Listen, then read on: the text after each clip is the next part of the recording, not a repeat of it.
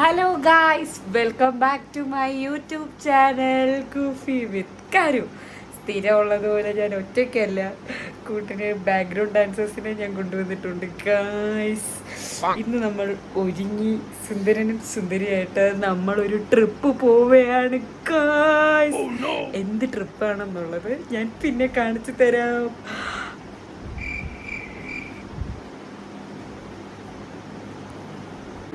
Are you excited? Yes.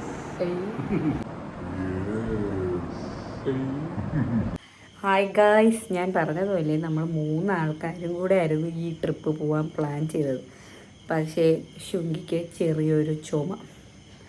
അപ്പോൾ പിന്നെ pre planned ആയതുകൊണ്ട് തന്നെ ഞാൻ ശുങ്കിയെ തേക്കാമെന്ന് വിചാരിച്ചിട്ട് നമ്മൾ രണ്ടുപേരും മാത്രം പോകുന്നു. ആരെയാണോ ഉണർത്താതെ ആരും അറിയാതെ പോകണം എന്ന് വെച്ചത്, പുള്ളി ആദ്യമേ ഉണർന്നു ഗൈസ്. ശുങ്കി, ഗുഡ് മോർണിംഗ് പറ.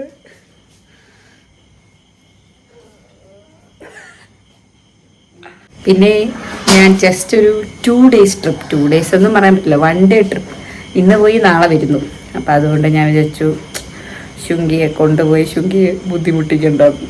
പക്ഷേ ഇപ്പം നമ്മൾ ടാറ്റ പോകുമ്പോൾ ശുങ്കി കരയും, നമ്മൾ കണ്ണടച്ചിട്ട് പോവും.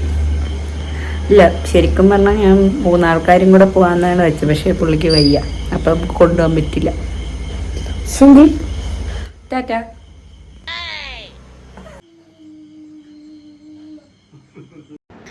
ഇത്തവണത്തെ ആക്ഷനാരുടെ ബർത്ത്ഡേ നമ്മൾ ഈ ട്രിപ്പായിട്ടാണ് നമ്മൾ പ്ലാൻ ചെയ്തത്. അതായത് എല്ലാ തവണയും ഗിഫ്റ്റ് കൊടുക്കും, അതിന് പകരം ഇത്തവണ ട്രിപ്പായിട്ട് നമ്മൾ 3 ആളൂടെ പോകാമെന്ന് പറഞ്ഞിട്ടാണ് ഞാൻ നേരത്തെ ബുക്കൊക്കെ ചെയ്തത്.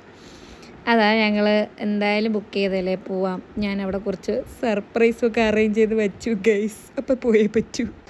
ഒരു സ്പെഷ്യാലിറ്റി കൂടെ ഉണ്ട്, ഞങ്ങൾ രണ്ടുപേരും കൂടെ ഇത്രയും ലോങ് ഡ്രൈവ് ചെയ്ത് പോകുന്ന ഒരു ഫസ്റ്റ് ട്രിപ്പും കൂടെ.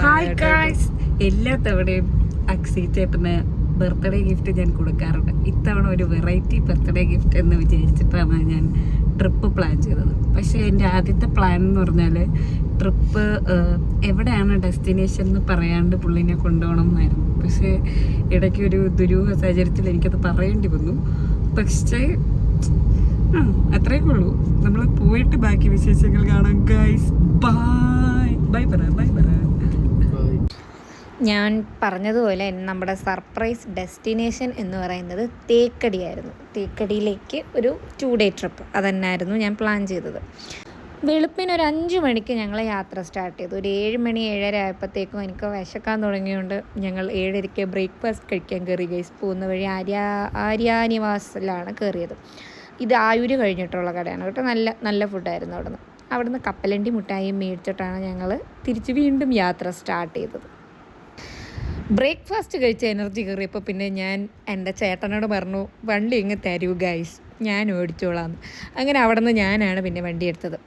ഞങ്ങൾ ശരിക്കും ഈ ട്രിപ്പിൽ ക്യാൻസലാക്കണം എന്ന് തന്നെ വിചാരിച്ചതാണ്. കാരണം ഈ ട്രിപ്പ് പോകാൻ പ്ലാൻ ഇട്ടത് 13th മോർണിംഗ്, സാറ്റർഡേ മോർണിംഗ് ആണ് പോകാമെന്ന് വിചാരിച്ചത്. അതിൻ്റെ മുന്നത്തെ വീക്ക് മൊത്തം മഴയായത് കാരണം ഇനി ഞങ്ങൾക്ക് അവിടെ പോകാൻ പറ്റുമോ എന്നൊക്കെ ഞാൻ ഇച്ചിരി പേടിച്ചു പോയി. പക്ഷേ എന്തോ ഭാഗ്യത്തിന് ഞാൻ ഭയങ്കര എക്സൈറ്റഡ് ആയിരുന്നു ഈ ട്രിപ്പിന് വേണ്ടി. അതുകൊണ്ടാണോ എന്തോ ഈ 2 ദിവസം പോയപ്പോൾ ചെറിയ മഴ ചാറ്റലൊക്കെ ഉണ്ടെങ്കിലും ഞങ്ങൾ അങ്ങോട്ട് അതായത് ജസ്റ്റ് ഒന്ന് കയറി കഴിഞ്ഞപ്പോഴത്തേക്ക് ആ മഴ അങ്ങ് ശാന്തമായി. നല്ല ക്ലൈമറ്റ് ആയിരുന്നു കേട്ടോ, നല്ല സുഖമുള്ള ക്ലൈമറ്റ് ആയിരുന്നു. വലിയ വെയിലും ഇല്ല, ഭയങ്കര മഴയും ഇല്ല, ഒരു ബുദ്ധിമുട്ടും ഉണ്ടാവാതെ സുഖമായിട്ട് നമുക്ക് യാത്ര ചെയ്യാൻ പറ്റി.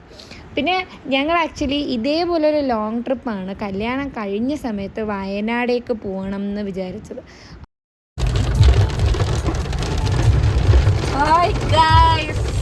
ഞാൻ കാട്ടിലൂടെയാണ് ഗൈസ് വണ്ടി ഓടിക്കുന്നത്.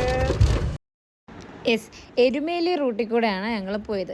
അത് ടിപ്പിക്കൽ കാട്ടിൻ്റെ ഇടയിൽ കൂടെ വണ്ടി പോകുന്നത്. എന്നാൽ ഒരുപാട് വണ്ടിയും ബ്ലോക്കും കാര്യങ്ങളൊന്നുമില്ല, ചുരുക്കം ചില വണ്ടികളേ ഉള്ളൂ. പോകുന്ന വണ്ടികളെല്ലാം വളരെ മര്യാദയ്ക്ക് ശാന്ത സ്വഭാവമായിട്ട് പോകുന്നു. ഭയങ്കര അടിപൊളിയായിരുന്നു കേട്ടോ. എനിക്ക് ഇതുപോലത്തെ റോഡ്, അതിങ്ങനെ ഫോറസ്റ്റ് 2 സൈഡും നടുക്ക് റോഡിൻ്റെ കൂടെ ഇങ്ങനെ വണ്ടി ഓടിച്ച് പോകുമ്പോഴത്തേക്ക് എനിക്ക് ഭയങ്കര ഇഷ്ടപ്പെട്ടു കേട്ടോ. ഞാൻ ഇത്രയും ലോങ് ഡ്രൈവ് ആക്ച്വലി ഞാൻ ഡ്രൈവ് ചെയ്ത് പോയിട്ടില്ല. മാക്സിമം പോയ ഒരു എറണാകുളം, അതിനപ്പുറം ഒന്നും പോയിട്ടില്ല. പക്ഷെ ഇത് ഭയങ്കര അടിപൊളി എക്സ്പീരിയൻസ് ആയിരുന്നു. ഞങ്ങൾ 5:30 ഇവിടെ നിന്ന് തിരിച്ച് ഞങ്ങൾ ജസ്റ്റ് ബ്രേക്ക്ഫാസ്റ്റ് കഴിക്കാൻ മാത്രമേ ഹോൾട്ട് ചെയ്തുള്ളൂ. നമ്മൾ നേരെ ഒരു 10:45-11 മണി ആയപ്പോഴത്തേക്കും കറക്റ്റ് നമ്മൾ മുണ്ടക്കയം എത്തി.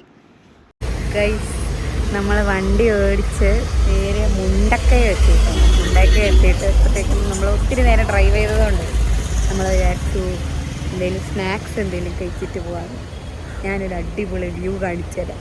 മുണ്ടക്കയത്തിൽ നിന്ന് കറക്റ്റ് ഒരു 1.5 മണിക്കൂർ ഡ്രൈവാണ് ഈ പറഞ്ഞ തേക്കടിയിലേക്ക് വരുന്നത്. അപ്പം ഞങ്ങൾ വിചാരിച്ചു എന്തായാലും ഡ്രൈവ് ചെയ്ത് പോകുന്നു, അപ്പോൾ വയറ് ഫുള്ളാക്കിയിട്ട് ഡ്രൈവ് ചെയ്ത് കയറണ്ട എന്ന് മനസ്സിലുണ്ടായിരുന്നു. അപ്പോൾ അതുകൊണ്ട് തന്നെ ഇപ്പോൾ രാവിലെ ബ്രേക്ക്ഫാസ്റ്റ് കഴിച്ചത് കാരണം ഭയങ്കര വിശപ്പൊന്നും ഇല്ലായിരുന്നു.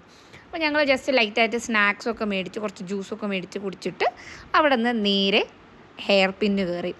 എൻ്റെ ഫസ്റ്റ് ഹെയർ പിൻ എക്സ്പീരിയൻസും കൂടാണ്. ഞാൻ ഹെയർ പിന്നിൽ ഇതുവരെ വണ്ടി ഓടിച്ചിട്ടില്ല, പക്ഷേ എനിക്ക് ഭയങ്കര ഇഷ്ടപ്പെട്ടു കേട്ടോ. വ്യൂ ഒരു രക്ഷയില്ല.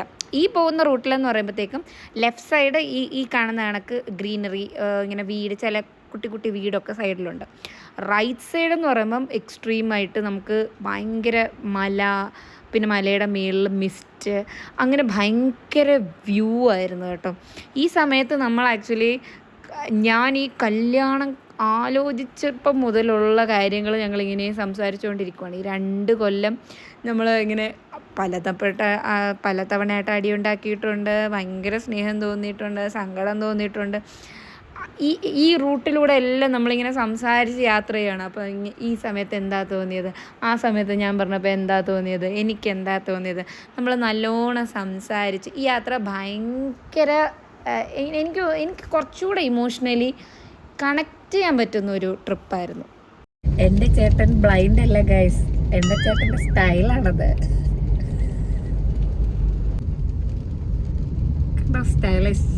Stylish boy. എൻ്റെ ക്യാമറയിൽ, അതായത് എൻ്റെ ഫോൺ ക്യാമറയിൽ എത്രത്തോളം ഈ വ്യൂവിൻ്റെ ഭംഗി അതേപോലെ കിട്ടുന്നതെന്ന് എനിക്ക് അറിഞ്ഞൂടാ കേട്ടോ. ഭയങ്കര രസമായിരുന്നു.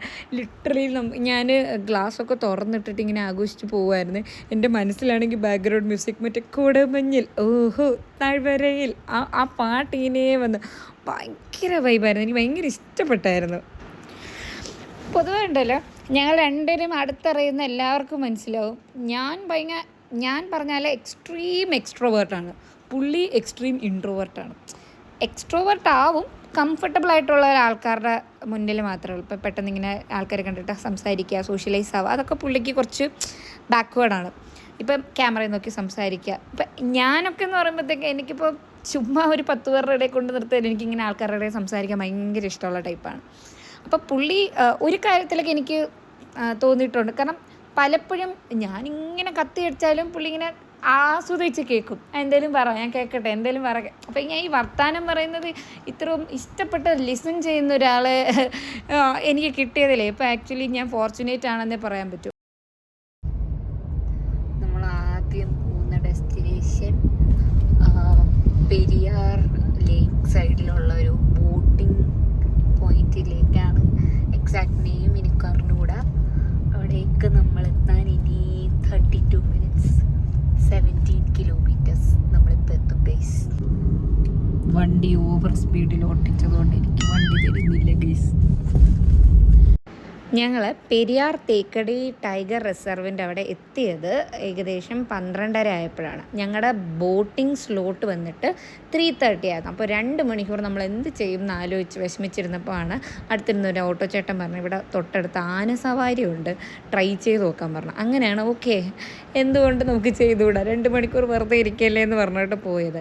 പക്ഷേ ടു ബി ഫ്രാങ്ക്, എനിക്ക് ഏറ്റവും fun part of the trip എനിക്കിതാണ് തോന്നിയത്. നമ്മൾ അൺഎക്സ്പെക്റ്റഡ് ആയിട്ടാണ് പോയത്, പക്ഷേ ഭയങ്കര എക്സൈറ്റഡ് ആയിരുന്നു. നമ്മൾ വീട്ടിലൊക്കെ വിളിച്ചു പറഞ്ഞപ്പോൾ അമ്മ പറഞ്ഞു പാവം അങ്ങനെയൊക്കെ പറഞ്ഞു അമ്മ.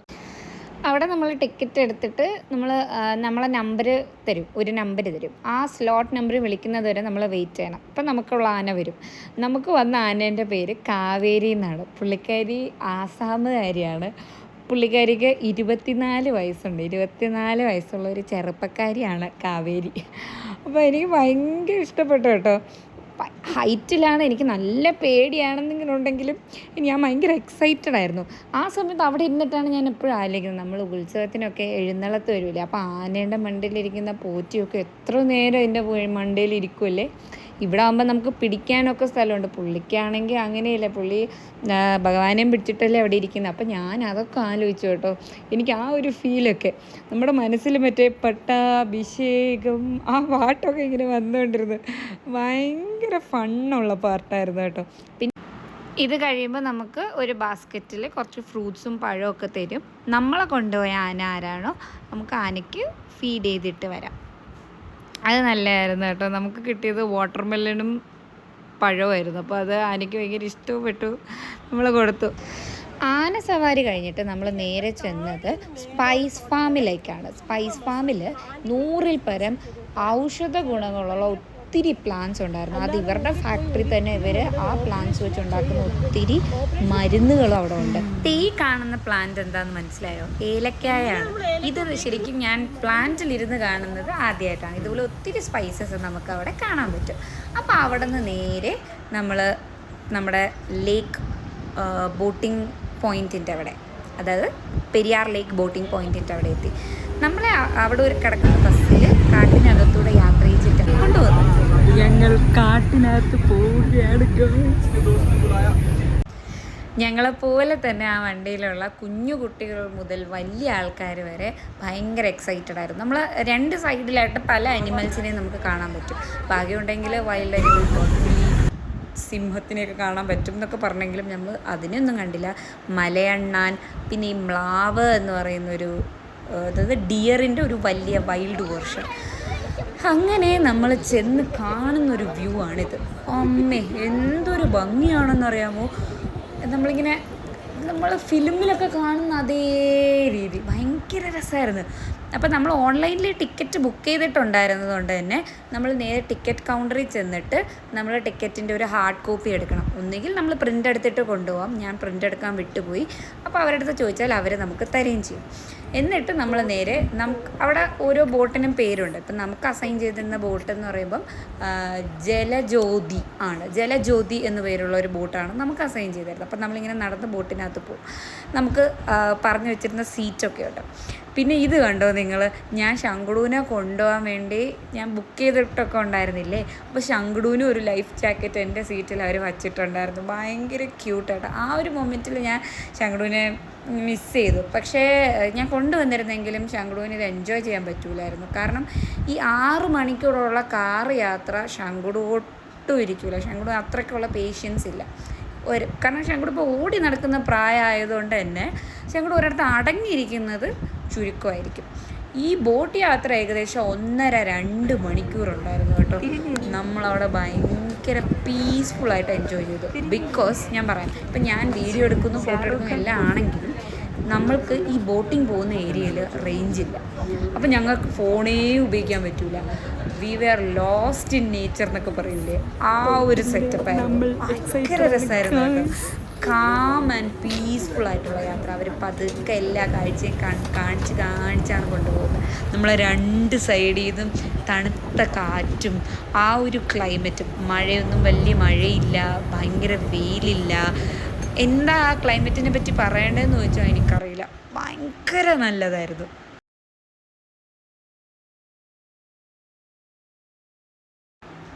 നേച്ചർ ഒരു പരിധിക്കപ്പുറം എൻജോയ് ചെയ്ത് കാരുണ്യ രാജഗോപാൽ ഉറങ്ങിപ്പോയി ഗൈസ്. നേച്ചറിൽ അങ്ങ് ലോസ്റ്റ് ആയിപ്പോയി ഞാൻ.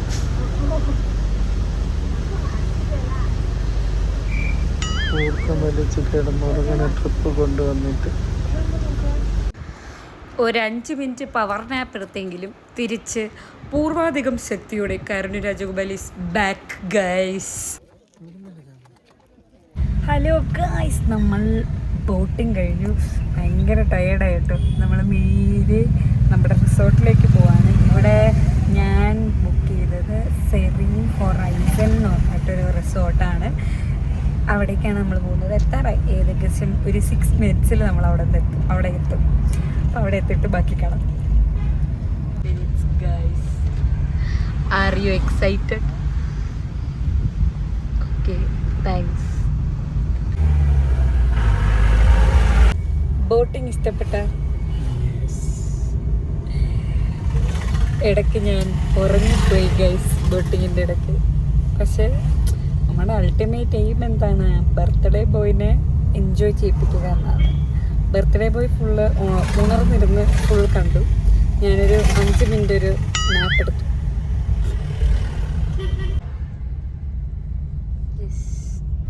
നമ്മുടെ ഡെസ്റ്റിനേഷൻ എത്തി ഗൈസ്.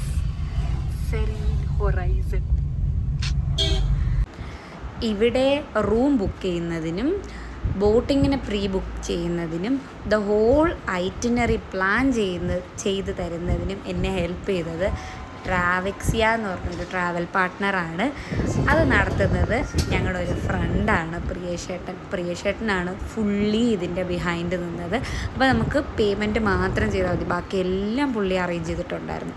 പിന്നെ ഇവിടെ ചെന്നപ്പോൾ ഭയങ്കര വാം വെൽക്കമിങ് ഒക്കെ ആയിരുന്നു കേട്ടോ. ഞാൻ നേരത്തെ കൂട്ടി സൂചിപ്പിച്ചിരുന്നു ബർത്ത്ഡേക്ക് വേണ്ടി നമ്മൾ ബർത്ത്ഡേ ആഘോഷിക്കാൻ വരുന്നൊരു ട്രിപ്പാണിത് എന്ന്. അവർ റൂം തുറന്നപ്പോൾ ഒരു സർപ്രൈസൊക്കെ സെറ്റ് ചെയ്ത് വെച്ചിരുന്നു ഗൈസ്. ഹാപ്പി ബർത്ത്ഡേ എന്നൊക്കെ എഴുതി ഒരു കേക്കൊക്കെ അറേഞ്ച് ചെയ്ത് വെച്ചിരുന്നു, ഡെക്കോറൊക്കെ ചെയ്ത് വെച്ചിരുന്നു. അക്ഷിതാർ ഭയങ്കര ഹാപ്പിയായി ഗൈസ്, പുള്ളി സർപ്രൈസ്ഡായി.